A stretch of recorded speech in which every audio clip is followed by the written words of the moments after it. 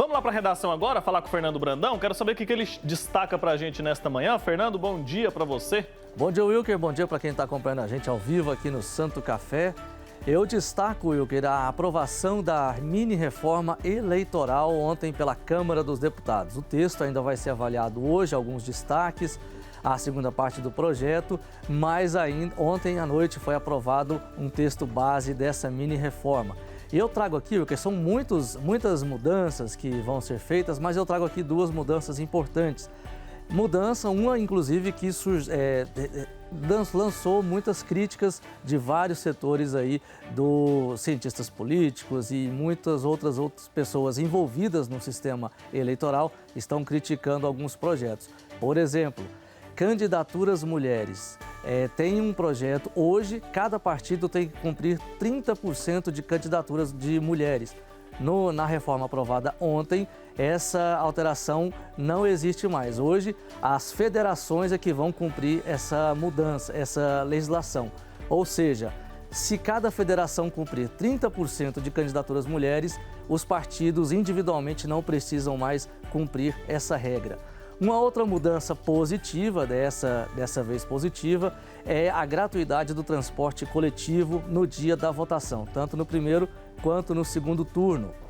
Isso hoje não é uma regra, é uma decisão do Superior Tribunal Eleitoral, né? Mas não é uma regra que vale efetivamente. Agora, a partir da mini-reforma eleitoral, isso passa a valer, inclusive com efetivo de transporte coletivo de dias da semana. Porque geralmente a gente sabe que no final de semana há uma redução no volume de ônibus e isso acaba prejudicando os passageiros.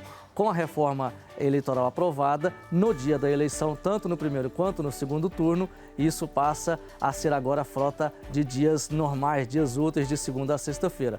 Mais veículos sendo ofertados. Mas essa questão da candidatura de mulheres, isso ainda vai passar por algumas mudanças, mas nesse momento o que foi aprovado na Câmara ontem gera aí um impasse porque, infelizmente, pode dificultar o número de mulheres participando da política, Wilker. Está atrapalhando a inclusão, né? Por isso que muitos cientistas, muitos especialistas no assunto consideram que essa mini-reforma, como tem sido chamada, não concordo com esse nome, viu, Fernando? Porque muda muita coisa, então não tem nada de mini-reforma, mas essa mudança significa um retrocesso no que diz respeito à inclusão das mulheres e também dos negros, né? Parece que a legislação está voltando a ser o que era antes, que apenas reforça a candidatura de homens brancos, que é o que a gente já tem visto na nossa política há muitos anos. Isso, e o problema disso tudo, eu creio que essa mini-reforma, e realmente eu também concordo com você em relação a esse nome, são mudanças muito profundas, essa reforma está sendo aprovada com rapidez, porque ela tem que vigorar a partir de 5 de outubro desse ano. Então esse é o problema do Brasil. Às vezes se discute temas muito rapidamente, sem passar de forma geral pelo cada item do projeto e tudo mais, só para valer já imediatamente na eleição do ano que vem. Então isso é muito perigoso e, de fato, é um retrocesso. Essa questão da candidatura feminina, por exemplo, é um retrocesso muito grave. Também tem problemas em relação à transparência, à questão das prestações de contas de cada político.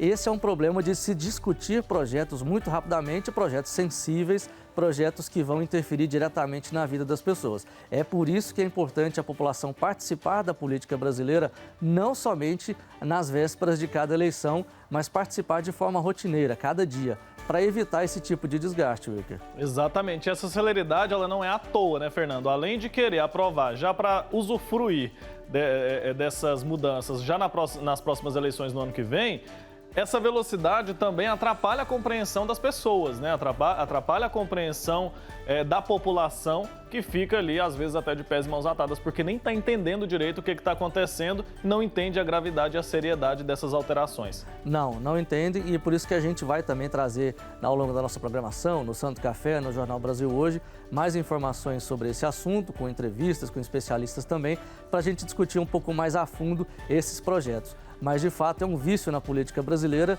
de se discutir temas sensíveis à população de forma muito superficial. Gera muitas dúvidas e são projetos que interferem diretamente na vida das pessoas. E eu acredito que essa velocidade não é à toa, é justamente para as pessoas ficarem confusas ali e não entrarem nessa discussão. Isso. Fernando, agora rapidamente, para a gente finalizar, explica um pouco sobre aquela questão de perdoar as irregularidades que já foram cometidas. Tem alguma coisa nesse sentido também? Isso ficou no texto, foi retirado?